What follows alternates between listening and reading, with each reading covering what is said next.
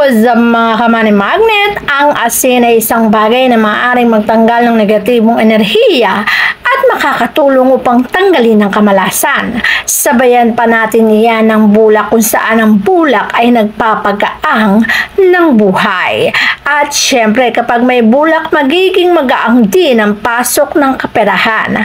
Ang bulak at ang asin kapag pinagsama ay magkakaroon ng pangtanggal negatibong enerhiya at magaang na buhay.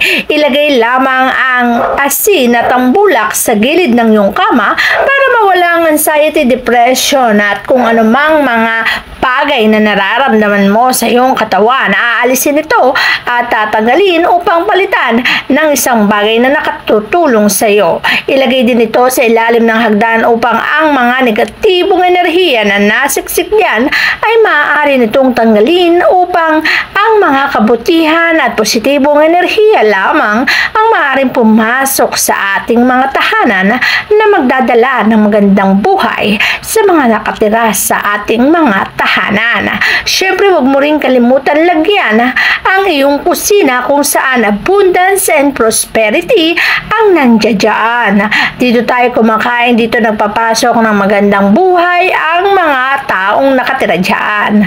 Kaya dapat mo rin tanggalin ang negatibong enerhiya sa pamamagitan ng paglalagay ng isang mangkok ng asin na may bulak sa ibaba or sa ilalim o maging sa ibabaw para matanggal ang mga negatibong enerhiya at gumaang ang buhay na iyong nararanasan. Ito lang namang mga bagay na to ay dapat mong gawin kung gusto mong magkaroon ng isang magandang buhay.